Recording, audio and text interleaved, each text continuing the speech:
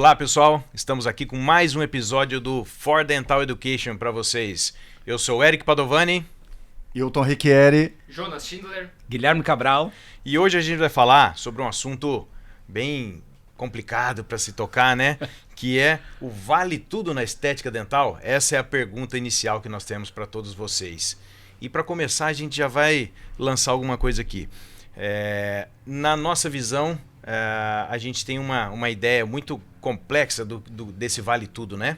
Mas antes disso, inscreva-se no nosso canal, compartilhe, ative o sininho aí. Dá uns likes, ativa o sininho, vamos fazer isso rodar e essa mensagem correr o mundo todo. Deixa eu explicar para vocês. O algoritmo do YouTube, ele é um pouco complicado. Então, quanto mais curtidas você der no canal e mais compartilhamento, ele vai entender que a gente é importante.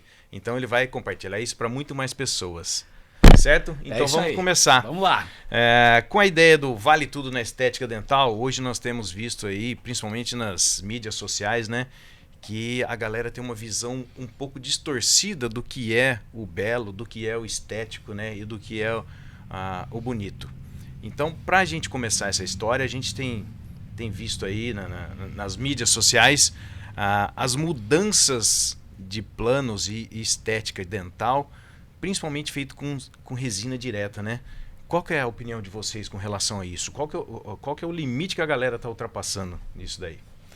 Eu vou até tomar a liberdade para começar, porque eu acho que antes da gente falar sobre isso, a gente tem que falar de um fenômeno que já se sabia que ia acontecer no mundo inteiro quando a internet desse voz para todo mundo. Claro que tem uma vantagem, que é democratizar a informação, mas você tem uma desvantagem, que é colocar, dar voz a pessoas despreparadas. Existe uma síndrome, até essa síndrome de Dunning-Kruger, são dois psicólogos americanos, que foram analisar que era esse fenômeno de pessoas que têm uma capacidade ou têm um conhecimento tão reduzido que não conseguem nem ter consciência de quão reduzido é esse conhecimento, né? Essa incompetência inconsciente, as pessoas não sabem.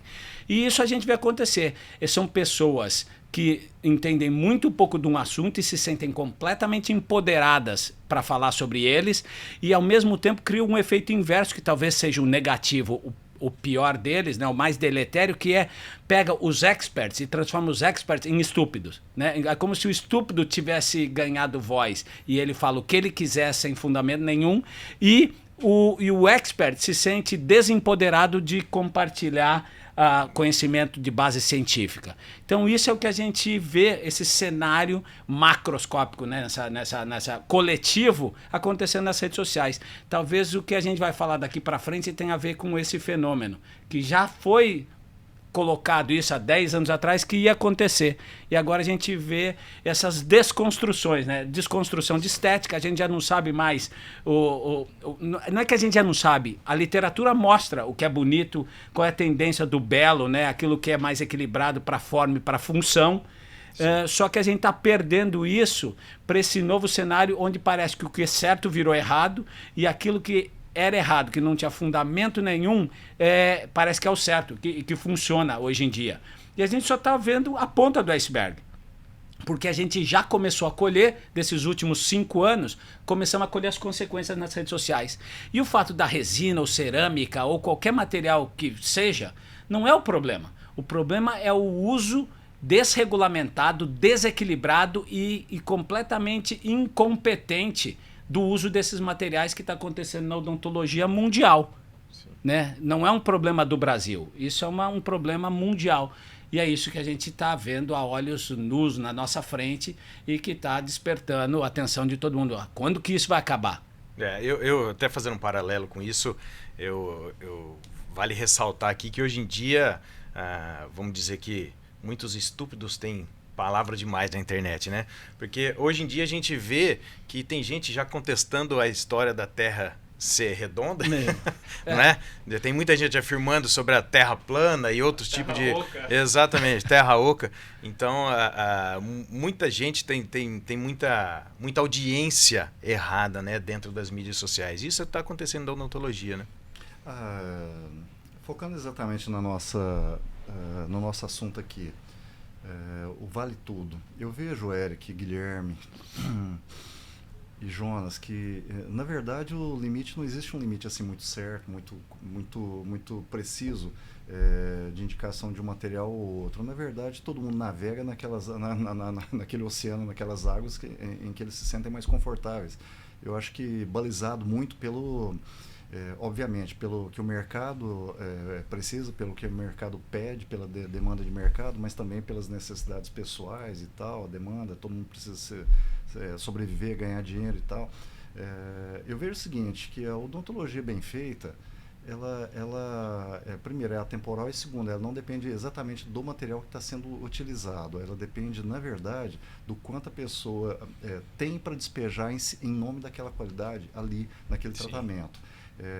E a gente tá vendo essa difusão, essa profunda, né, essa grande difusão de lentes e materiais estéticos, isso e aquilo e tal, na odontologia. As mídias sociais estão aí para mostrar isso para a gente, onde cada um, claro, nessa selva, né, cada um briga, ou cada um vai para peleia, né, cara, com as armas que tem.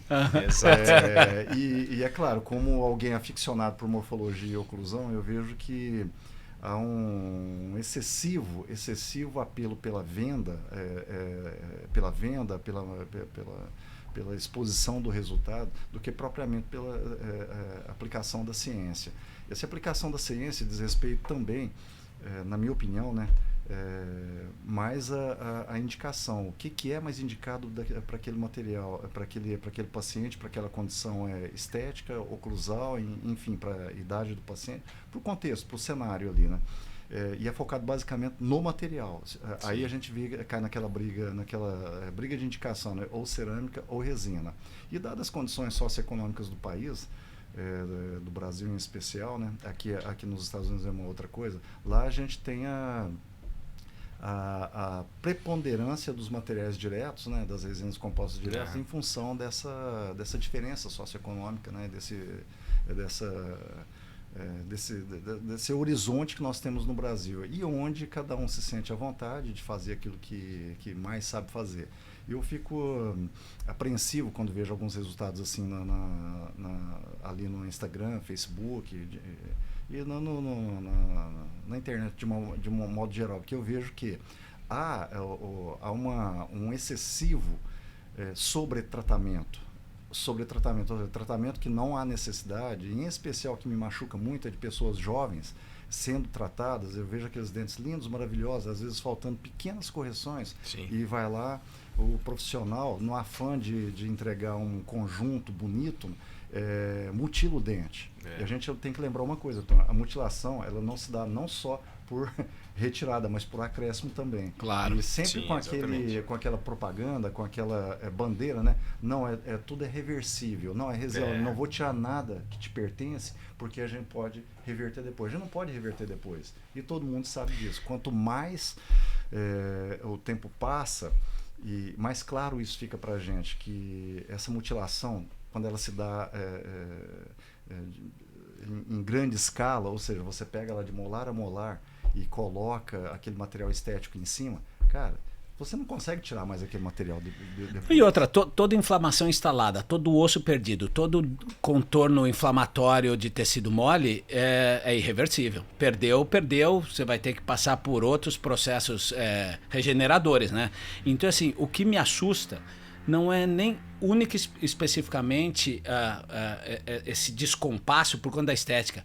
Me assusta não ter nenhum princípio embasado, por exemplo, quando a gente vê isso nas redes sociais, você vê um classe 3, você vê problemas estruturais completamente complexos e provavelmente paciente já com sinais de deteriorização desse sistema, né, oclusais, funcionais, ATM, e transformar tudo isso num passe de mágica com materiais estéticos, refaz aquele sorriso, e sem falar de função, sem falar do funcionamento do sistema estomatognático. Quer dizer, essa falta de princípio que era norteado antigamente, você tinha que entender funcionalmente o paciente, para depois e ver se ele era um paciente que a demanda estética era o único problema e resolver. a gente inverteu, a gente deu prioridade total só para a estética em detrimento de todo o resto dos princípios. Então, essa falta de entendimento, porque é falta de conhecimento mesmo, né, profundo, que antigamente você buscava, né, esse conhecimento antes de partir para a estética final, hoje inverteu. Você faz estética e depois você nem sequer pensa a respeito da função. Né? Nem sequer pensa a respeito da forma, das guias, do que vai levar aquele caso para a longevidade. Deixa eu botar uma pergunta aqui, desculpa te pode cortar. ficar à vontade. Vocês acham que com essa ânsia dos pacientes hoje de terem tudo mais rápido, querendo um tratamento rápido, aquilo de imediato, os profissionais estão perdendo um pouco a capacidade de propor os seus tratamentos? Pela concorrência exagerada, talvez, o paciente, o clínico pensa assim, bom, mas se eu não fizer, o outro vai fazer. Então, que eu faça e que eu ganhe. Até eu tenho um caso interessante para colocar. Até o pessoal que está nos assistindo, colocar nos comentários, ver o que acha desse caso. Foi feito um caso assim, o dentista fez uma reabilitação, não falando da parte clínica, mas da parte do, vamos dizer, do paciente. A expectativa. A expectativa do paciente. Bom, paciente, no caso lá, escolheu um BL2, foi feito o BL2, foi enviado pro dentista, o paciente achou muito escuro. BL2. BL2 é o Blitz 2, né, que você tá falando. Blitz 2. Então, retornou, o dentista entrou em contato com nós, foi conversado, tudo, vamos fazer um teste. Foi refeito lateral a canino em MO0. MO0. E o outro lado, como eu fiz ele maquiado e foi feito com engote de BL1, foi retirado toda a maquiagem, feito glaze e enviado para o paciente, para o dentista, para provar no paciente. A paciente continuou achando escuro. Daí ficou aquilo. Daí o dentista entrou em contato com nós. Olha, a paciente é exigente, ela quer uma coisa mais clara. O que você sugere? Foi sugerido, então, fazer HO0. Esse caso ainda já é um material que não é nem indicado para isso, né? Para coroa, para esconder, é só coping, né, no caso, para esconder o substrato escurecido ou núcleo metálico, né? Então eu largo para vocês na mesa, vocês como dentistas, o que acham disso? Até que ponto o dentista pode intervir nisso? Sim. Ou deixar quando vê, olha, eu vou trancar, vamos fazer só BL2 e o dentista correu o risco de perder o paciente. Porque tem tudo isso, né? Eu indicaria para esse paciente um amigo meu, um psicólogo. Psicólogo, né? Porque ele está indicado, essa paciente está indicada, na verdade, para uma consulta com um psicólogo. Por quê? Eu não sei, ela me parece, fazendo uma análise assim, bem superficial da coisa, né? A paciente está querendo alguma coisa muito chamativa na sua face. Então, uma vez eu ouvi de um profissional muito respeitado e eu levo isso em conta. Eu tenho isso como uma baliza na minha vida. Nada no teu rosto pode ficar mais branco do que o branco dos seus olhos. Porque o dia que isso acontecer, você como aquele indivíduo deixa de... a sua... expressão, né? A sua expressão, ela é diminuída. E qual é a nossa expressão maior no rosto? Nossos olhos. Os olhos, exato. O preponderante, o dominante na nossa face são os olhos. Quando alguma coisa domina mais o cenário do que os olhos, puxa vida, alguma coisa está acontecendo com a cabeça dessa pessoa, com o pensamento dela. Por quê? Porque o branco dos olhos, sendo aquilo que mais chama atenção, todo mundo tende a olhar. É o espelho da alma, né? É o espelho da alma, muito bem. Aí quando você deixa de olhar para lá, para olhar nos dentes, alguma coisa está acontecendo com aquela pessoa. Ela está querendo desviar a atenção da sua alma para uma outra coisa que ela julga ser mais importante, que na realidade não é. Ela não é. Bem colocado. Eu até anotei uma coisa aqui que é que as pessoas elas estão com a visão distorcida do que é o belo, né? Hoje em dia as pessoas estão buscando algo que não é natural, né? É uma beleza artificial e para isso estão perdendo o limite. A gente vê aí reconstruções faciais exageradas, né? E muitas dessas são irreversíveis, né? E junto nessa história, porque é o nosso a nossa função, são os dentes, né? Então a galera tá buscando dentes irreais, coisas impossíveis de se fazer, associado a faces também totalmente fora do comum da natureza, né?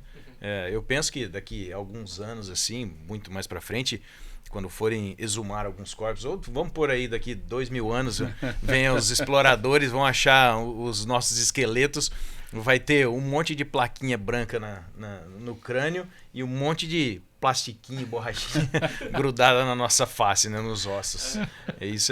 Isso é preocupante, porque a gente vê inúmeros casos de pessoas deformadas, né, pela busca de uma beleza insaciável, né? É o que na própria psicologia é o dimorfismo, né? Isso. Aquilo que você olha no espelho está completamente distorcido da sua imagem psicológica. Então é o que leva à anorexia, que o anoréxico olha no espelho e vê que ele não vê aquilo que ele está vendo, ele vê aquela imagem distorcida. A mesma coisa na odontologia. Você perguntou a visão do dentista. Eu tenho um posicionamento simples e prático nisso. A gente e o dentista usa isso com muita propriedade. Eu vou pela queixa principal do paciente, né? E a gente fala isso com uma falsa ideia de que a gente está servindo o nosso paciente, mas na verdade é por causa do dinheiro. Você quer financeiramente atingir aquele resultado em termos de produção, não é? O pessoal fala isso numa propriedade, não venha faturar mais de 200 mil, venha faturar mais de $500 mil. Quer dizer, a gente colocou o dinheiro, o que antes era o resultado final do seu trabalho, virou a razão dele existir. Eu existo como dentista para ser rico e não eu existo para servir com qualidade para a saúde bucal, e o resultado final é eu ter de volta financeiramente o reconhecimento da sociedade. Então essa é a primeira coisa para bater no ponto certo. E a outra, que para mim é chamar a responsabilidade individual do dentista, é a responsabilidade que ele tem de educar o paciente. A mesma coisa, ele que pediu e aí eu vou dar para ele o que ele pediu. Aí eu falo como maturidade, uma criança que quer, você dá doce para ela quer comer pouco doce ou até o doce acabar na frente dela? Quer comer o doce até acabar.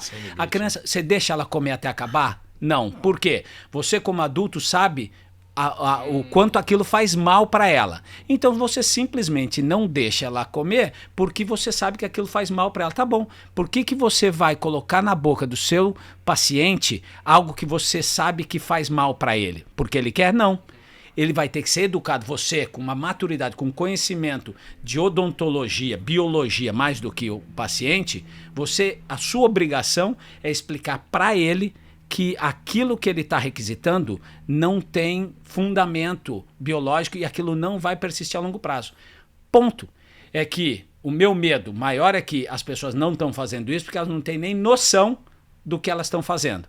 Eu espero que seja isso, que a odontologia esteja indo para esse caminho, pela incompetência, a falta de conhecimento do que você está provocando de mal, e não só por se beneficiar financeiramente da odontologia para você vender aquele tratamento. Eu espero que seja pela incompetência e não porque ele quer chegar no resultado final mensal com o faturamento dos sonhos. Mas isso é descortinando a verdade, tá? Porque eu brinco que você só acorda se você descobrir que você está dormindo. Então a odontologia só vai acordar a hora que a gente parar de criar esses personagens bonitinhos por trás e fingir que aquilo que a gente está fazendo é bom, mas na verdade a nossa intenção, a gente sabe o quanto que ela não é bonita daquele jeito. E a gente pinta um cenário. Guia, mais uma vez, né, recorrendo lá ao horizonte que nós temos no país, né, cara? O dentista, ele se vê obrigado a transformar todo, em função, todo mundo tem que sobreviver, né, turma?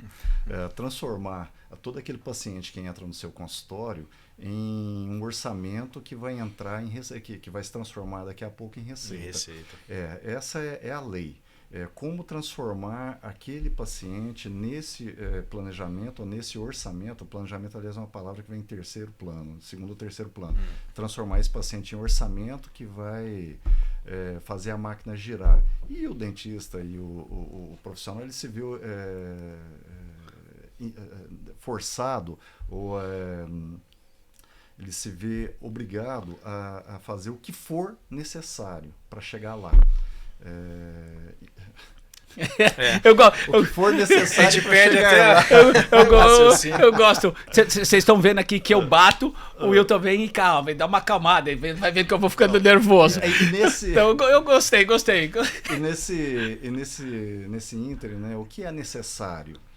O paciente ele tem uma demanda, ele quer alguma coisa melhor. Agora, aí se aplica isso que você falou, né? O que é melhor para aquele paciente? É onde eu acho que falta um pouco mais de bom senso, na minha opinião. Deixa eu só botar aqui uma palavrinha que eu acho que define, né? Que é uma palavra que hoje está tornando o sinônimo de bobo, né? Que é a ética. Na verdade, o que nós estamos deixando de lado dentro da odontologia é a ética. Tanto a ética profissional e a ética de sentimento mesmo, né? Eu falo assim que tem uma personagem que exemplifica bem a sua ética, né? Que é a nossa mãe. Você teria coragem de fazer o que você está fazendo na sua mãe? Né? Eu sempre perguntei isso. No seu filho? Eu sempre falei isso para os alunos, né? Assim, você tem coragem de fazer isso na sua mãe? Se você tem coragem de fazer isso na sua mãe, legal. Então, esse ponto é o dilema. É o dilema, né? Até que ponto a pessoa sabe que aquilo ali não está fazendo mal, né?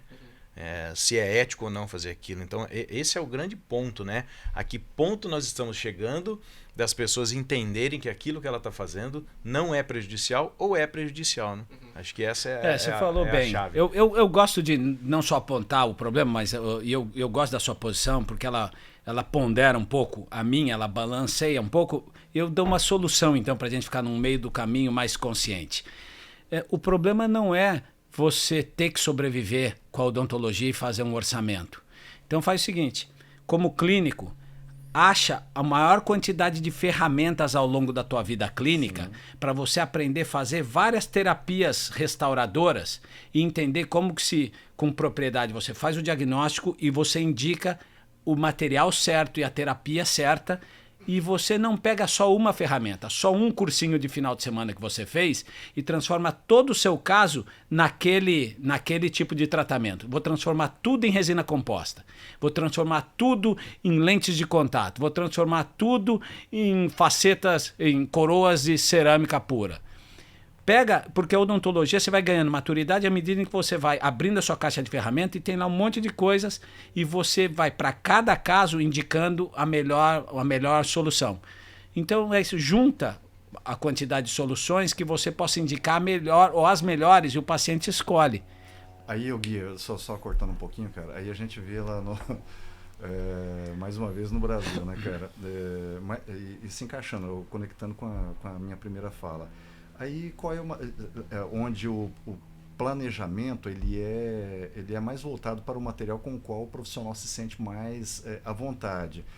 E qual é o material com o qual o profissional se sente mais à vontade, mas que roda mais rápido e tal, ele consegue terminar um tratamento de faceta direta, de resina direta em um dia, lá em 5, 6 horas. Resina composta. Isso faz com que a rotatividade financeira do laboratório, da clínica, aumente. Então, o material, a técnica que ele vai usar de dentro da gaveta, que ele vai tirar dentro da gaveta, é aquela que é mais rápida, mais simples e tal. Não se esqueça de uma coisa, Gui. O paciente quer. Aí entra o lance da educação. Poxa vida, eu já vi muito na minha vida esse argumento. Mas se o paciente quer, para mim é motivo suficiente. É isso. Ok, mas cadê a sua ética? Ou cadê aquele armário cheio de gavetas com diferentes opções para você? Faltou uma coisa, faltou talvez estudo da sua parte, faltou um pouco mais de conhecimento e não um posicionamento no consultório muito voltado a oferecer soluções simples e fáceis, rápidas, a pastelaria que daqui a 3, 4 horas você tem lá 5 horas, 6 horas, não sei. Você tem lá 10 dentes feitos rapidinho. Detalhe, turma, a gente está focando aqui tendo em mente, a gente está discutindo um atendimento, tendo em mente a resina, mas você acabou de falar, não é só resina não, é lâmina em cerâmica também. A gente vê aqui na empresa onde nós trabalhamos, aquelas reabilitações grandes, todas feitas em cerâmica. Sim. Porque é legal. Aí a gente entra para outro aspecto dessa discussão, que é a capacitação técnica do dentista em proporcionar uma condição boa para que o laboratório faça, ou para que o técnico ceramista e a cadeia produtiva continue, né? E os outros profissionais envolvidos tenham uma condição melhor de trabalho para frente. Ninguém também tá. Eu não vejo eu não consigo sentir aquela preocupação do profissional querer atingir a maestria nos seus procedimentos, haja vistas que nós temos preparos assim absolutamente incompatíveis com a realidade e com a realidade daquele paciente e com a proposição feita ao paciente, onde o paciente vai lá, tá bom, eu quero uma reabilitação. E o dentista vai lá, o profissional vai lá e faz aqueles preparos que não tem terminação, não tem acabamento. A gente está cansado de ver aqui, aliás, nos Estados Unidos, gente, é muito comum aquele tipo de acabamento, onde simplesmente não tem acabamento. Pega aquela broca com a tarja preta, que tem a grana mais grossa, e faz. E usa em todo o preparo com a intenção de criar retenção, criar mais retenção mecânica. Aumentar a área, exato. E aí a gente vê aquelas terminações lá na lingual, em ângulo, e na verdade, eu acho que a impressão que eu tenho é que muitos dos nossos colegas, eles desconhecem a cerâmica, ou desconhecem as técnicas de confecção de laminado de cerâmica. A cerâmica não é borracha, não faz curva. E aqueles preparos que parecem uma pera, um quibe. Isso sobrecontorno, né? Ou de duas uma, aliás, de três uma, né? De várias uma. Né? Quantas e quantas vezes a gente não é obrigado a ligar para o dentista, na verdade, aqui o Gui, né? Porque o Gui, na verdade, é o para-raio lá da empresa, né?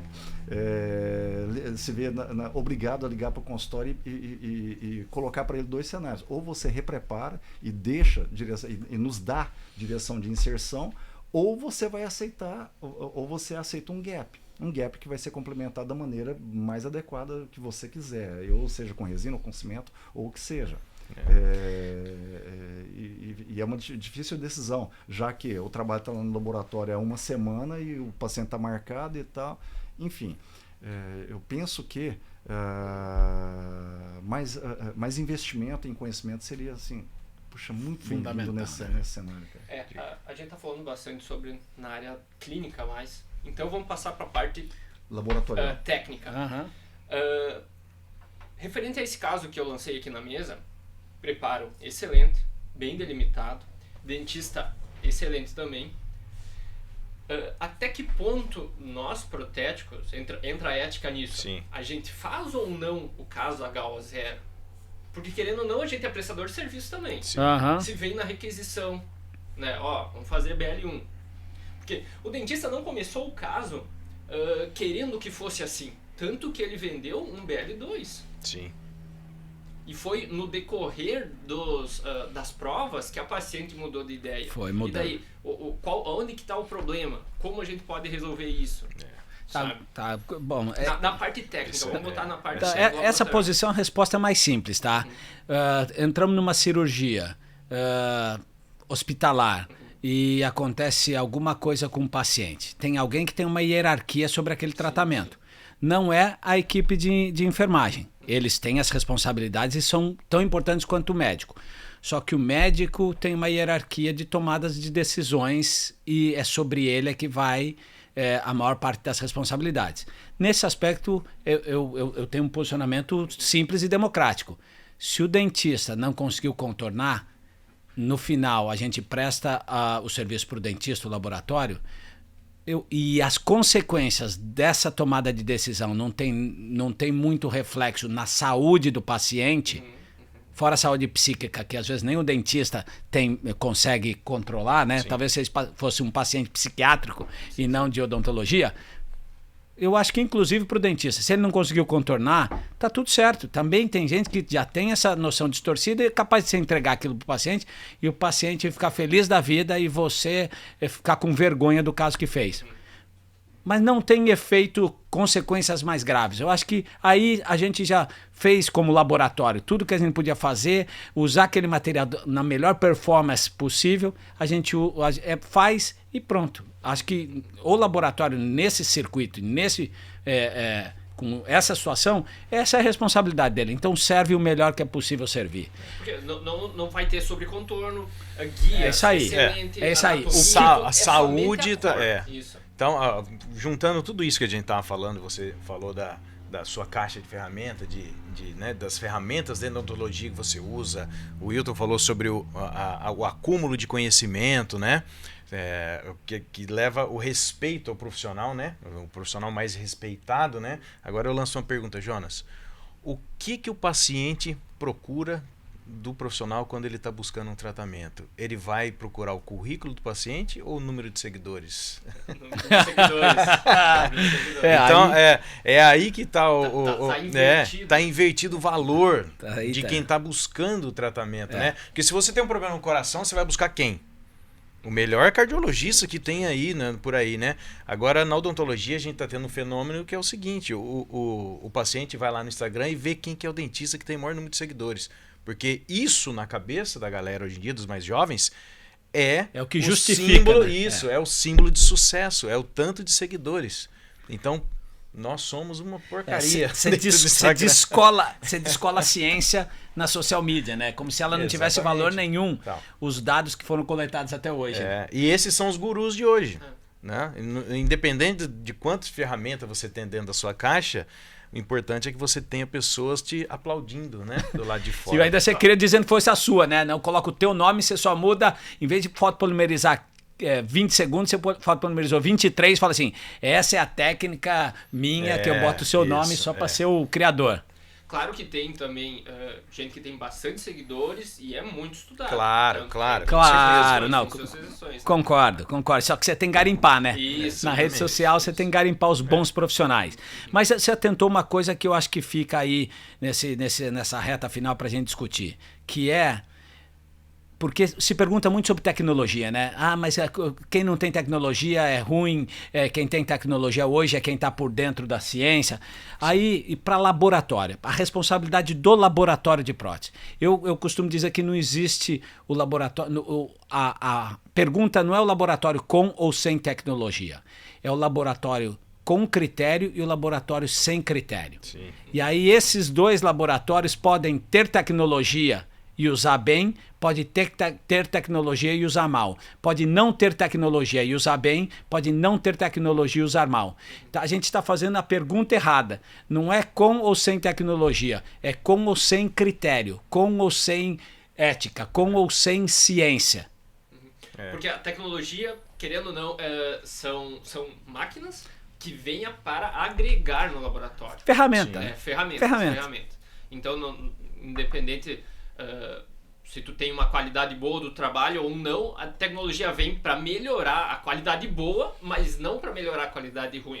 Pode ser para piorar, né? É isso mesmo, ela amplifica quem você é. Isso, pro bem e pro mal. Tem uma frase que o Wilton até disse num outro episódio que eu guardei muito bem, que é assim, a tecnologia veio para melhorar os medíocres, né? Porque o que o cara não consegue fazer com a mão, às vezes a máquina consegue melhorar um pouquinho, né? O trabalho dele. Esse é um posicionamento interessante, porque essa é uma pergunta também filosófica dentro da odontologia digital. O que ela fez na pirâmide, existia um topo aqui, daqueles super profissionais, existia a base da pirâmide, que eram os muito ruins. Quando você usa a tecnologia, você achata essa pirâmide, ela vira um trapézio. Você pega a quantidade de gente que era muito ruim, não tinha conhecimento nenhum, e que se for no next, próximo, ela melhora a morfologia. Eu não sabia nada, agora a máquina já te entrega alguma coisa. Sim. Mas é para quem não sabia de nada. Só que ela tem o contrapartida que a gente não gosta de ver. Pega o topo da pirâmide e achatou para baixo também. Sim. Então os super profissionais, aqueles que entregavam aquilo super personalizado, também diminuiu a qualidade deles. Porque aquilo que era todo manual e ficava só na mão daqueles que refinavam conhecimento, ciência e arte, agora jogou eles para baixo também. Porque todo mundo aprendeu a entregar uma média, não tão boa quanto era, mas melhor do que a base que já foi. Porque se você não entende nada, você, pelo menos, apertando próximo, você vai entregar uma morfologia, você nem sabe para que serve, mas melhor do que aquela que a sua mão e seu olho ainda não estavam treinados para isso. Exatamente. Sabe o que eu penso a respeito disso, pessoal? Cara, todo desafio ele ele é uma grande oportunidade para a gente. Com tecnologia, esse desafio, ele tende a ser um pouco mais interessante. Por quê? A tecnologia não vai deixar esconder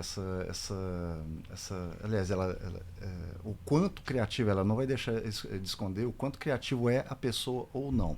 E a gente basicamente está falando nesse entrein, né, de criatividade.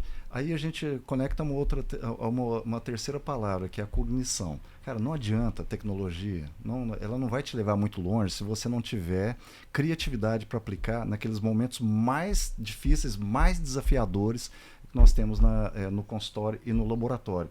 Falando do caso, daquele caso lá dos dentes super claros, ô Jonas, eu acho que aquilo ali, para nós, enquanto técnicos em próteses e ceramistas no laboratório, no meu caso ali, supervisor de qualidade, é um desafio bem interessante. Por quê? Porque daqui a pouco vem o pessoal do desenho, no caso o Roger Muzin vai falar daqui a pouco, vem no desenho, apresenta, tá legal, o planejamento tá pronto, agora a execução.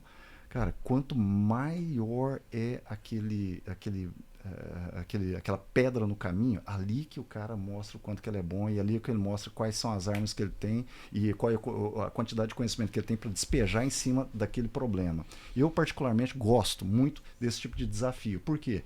Cara, ali eu vou ter oportunidade, ali eu vou ter chance de mostrar, afinal de contas... Porque veio, né? Aqui viemos nesse mundo. Exato. E com tecnologia ou sem tecnologia, acredite, o resultado bom ele vai aparecer. Com tecnologia, ele vai, como o Gui acabou de falar aqui, ele vai dar uma contornada. Sem tecnologia, o caminho vai ser um pouco mais difícil, um pouco mais longo, por cima, por baixo, ou qualquer outra coisa. Mas, basicamente, quem vai definir qual o caminho é essa criatividade baseada em conhecimento prévio.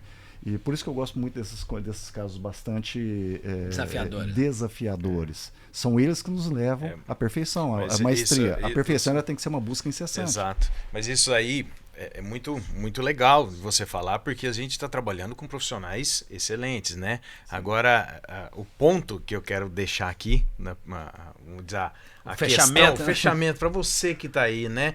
Qual que é o seu conhecimento, você técnico, você dentista, para saber e conseguir enxergar isso que o está falando? Porque às vezes a gente tem um profissional que nem sabe que é ruim, né? E o dentista também, que nem sabe que ele também não entrega as melhores condições. Então, pense nisso aí você, a que ponto você está nesse caminho, né? Se você está enchendo sua caixa de ferramenta com as melhores ferramentas do mercado, ou se você está indo no embalo, na onda da galera, né?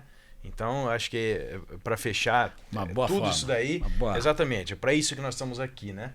Para mudar esse cenário todo com o conhecimento, né? Ericão, desculpa, cara. Sim. Antes de fechar, só uma coisa. Técnicos em próteses e ceramistas.